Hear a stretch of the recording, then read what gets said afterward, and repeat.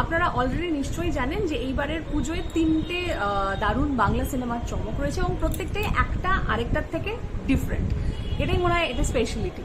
তো ডেফিনেটলি টেক্কা, বহুরূপী এবং শাস্ত্রী। তো এই মুহূর্তে কথা হবে বহুরূপী নিয়ে। তো আমার মনে হয় বহুরূপী সিনেমাটা দেখার পর বেশ একটা অদ্ভুত একটা মিক্সড ফিলিং আছে। প্রথমত তো উইন্ডোজ প্রোডাকশনের কাজ ডেফিনেটলি মানে তারা এক্সেপশনালি বরাবর প্রত্যেকবার নতুন নতুন চমক নিয়ে আসে এবং ব্যাং অন থাকে, মানে দেখে ওঠার পরে আপনার আরেকবার দেখার ইচ্ছা থাকে এবং ডেফিনেটলি সেটা একটু মুগ্ধ করে, একটু অবাক করে এবং শেষে একটা মানে বেশ ভালো চমক নিয়ে আমরা বাড়ি যেতে পারি। এক্ষেত্রেও বহুরূপীও সেটার ব্যতিক্রম নয়।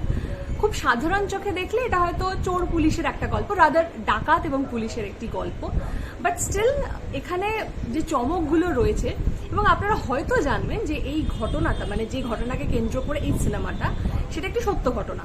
1998 সাল থেকে 2003 সালের মধ্যে রায়পুরে ঘটে যাওয়া পরপর কতগুলো ব্যাংক ডাকাতি হয়েছিল সেই সময়, সত্যি সত্যি সেই ঘটনাটাকে নিয়েই এই সিনেমাটা।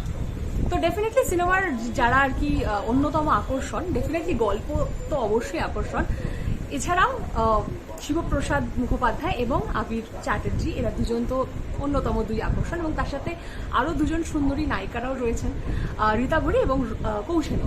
অভিনয়ের দিক থেকে বললে আমার পার্সোনালি হিরোইনদের মধ্যে থেকে রীতাভরির অভিনয় বেশ নজর কাড়ে এবং হিরোদের মধ্যে থেকে যদিও Abir is one of my favourites hero হিসাবে, কিন্তু এই সিনেমার ক্ষেত্রে কিন্তু আমি বলবো শিবপ্রসাদ মুখোপাধ্যায় আলাদা করে নজর কাড়েন। ডেফিনেটলি তিনি একজন অবশ্যই খুব ভালো অভিনেতা, তো এটা আমরা প্রত্যেকেই জানি। এক্ষেত্রে তাকে যেভাবে এক্সপ্লোর করা হয়, মানে ডিরেক্টোরিয়াল টিম থেকে বলি বা তিনি নিজে যেভাবে এক্সপেরিমেন্ট করেছেন, তাকে সেই বহুরূপীর চরিত্রে হোক বা এই বহুরূপী শব্দটার মধ্যে যে একটা ইনার মিনিং লুকিয়ে রয়েছে সেই ব্যাপারটাকে এক্সপ্লোর করা বলুন, এবং একজন মানুষ যে কিনা মানে ব্রাত্য সমাজের থেকে নানা দিক থেকে সে কিভাবে মানে তার কি বলবো এক্সিস্টেন্সের লড়াই, সে কিভাবে একজন ভালো মানুষ কিভাবে একজন দেওয়ালে পিঠ থেকে গেলে সে কিভাবে চেঞ্জ হতে পারে এবং গল্পটা চলাকালীন একজন সৎ পুলিশ অফিসার তারও কিভাবে রূপ বদলাতে থাকে, এই সমস্ত কিছু নিয়ে গল্পটা একটা টানা পড়েন। ডেফিনেটলি এটা একটা থ্রিলার, তো থ্রিলার সিনেমায় যেটা হয়ে থাকে চেজ সিকোয়েন্সেস থাকে সেটা এখানেও রয়েছে, সেটার ব্যতিক্রম নয় এবং সেই চেজ সিকোয়েন্সগুলোকে কিন্তু বেশ সুন্দর করে এক্সিকিউট করা হয়েছে, ভিজুয়ালাইজ করা হয়েছে, আমার বেশ ভালো লেগেছে সত্যি কথা বলতে। এবং তার সাথে ধরুন এই যে বহুরূপী চরিত্র তাদের সাথে আলাপ এবং এদেরকে নিয়ে আমার তো খুব একটা আমি সিনেমা দেখিনি, তো তাদেরকে এক্সপ্লোর করা হয় যেভাবে, that is also very like beautiful frame wise.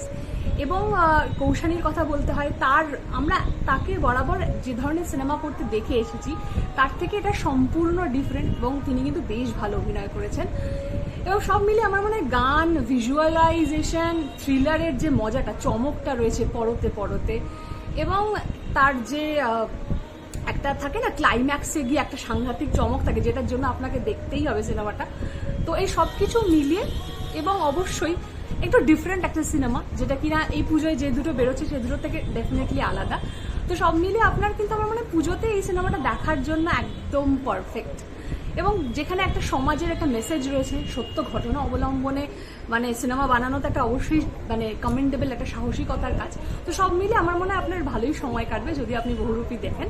আপনার নিকটবর্তী সিনেমা হলে নিশ্চয়ই চলে এসেছে, এতক্ষণে গিয়ে দেখে এসে তারপর জানাবেন আমাদের এই ভিডিও সেকশনে কেমন লাগবে। ঠিক আছে, তাহলে আজকের মতো টাটা।